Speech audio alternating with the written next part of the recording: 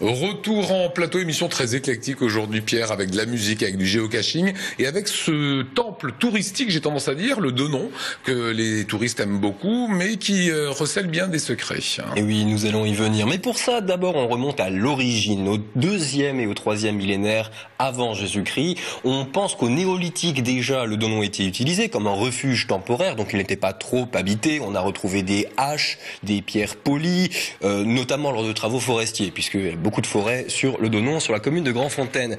Dès le 19e siècle, on retrouve également des haches à talons, des couteaux de l'âge du bronze, mais on ne sait pas trop où, on les a simplement récupérés. Au 20e, des tessons ont été retrouvés. Ce sera aussi l'âge du bronze a priori, c'est au sommet des meules plates du premier âge du fer. Donc les gens étaient de plus en plus souvent là-haut. En fait, on faisait du commerce là-bas. Bien sûr, c'était un lieu de jonction entre trois cultures, trois peuples celtes qui se croisaient. Il y avait au nord-ouest les Médiomatriques, dont la capitale était Diovodurum,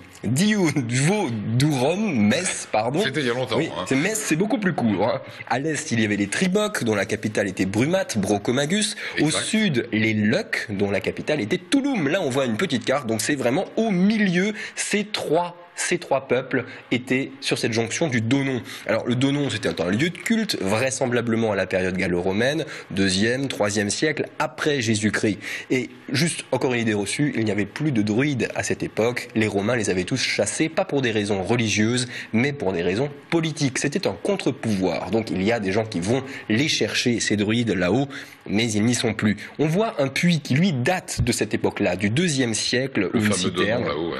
Effectivement, les bâtiments en dur étaient tous en relation avec le culte. Hein.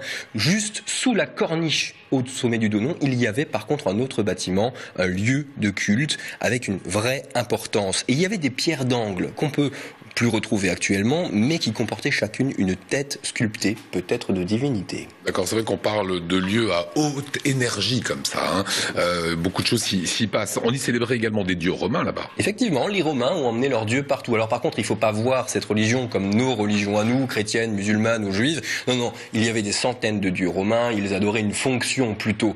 Et les fonctions se mélangent, parce que les Gaulois, les Romains ont un peu des divinités pareil, avec des fonctions identiques. Donc, on va adorer un Toutatis, Toutates et un c'est le Mercure. lundi, le mardi c'est Mercure. Voilà, mais c'est un peu le même dieu. Et on pense qu'au 2e siècle, Mercure et Toutates ont été adorés là-haut au Donon. Donc ce Mercure gallo-romain, il recouvre sur le plan régional un dieu gaulois qui représente le peuple et la communauté. Ce culte a continué par la suite, Eh bien, au Moyen-Âge. au Moyen-Âge, dans la vallée de la Bruche et au Donon, justement, la christianisation a eu un petit peu de mal puisque les populations se regroupaient et se livraient à des cultes et des pratiques, de la vénération de rochers, par exemple, de la vénération de sources. On se travestissait avec des peaux de cerf, des cornes de biche, enfin, des cornes, voilà. La peau de renard. Voilà, c'est un petit peu en contradiction avec la religion chrétienne quand même. Un peu païen tout cela. Au 19e siècle, nouvel essor pour ce Donon. Et effectivement, on y élève un temple, c'est en 1869 et c'est là où le temple du Donon est actuellement. C'est en fait quelque chose de complètement pas du tout romain.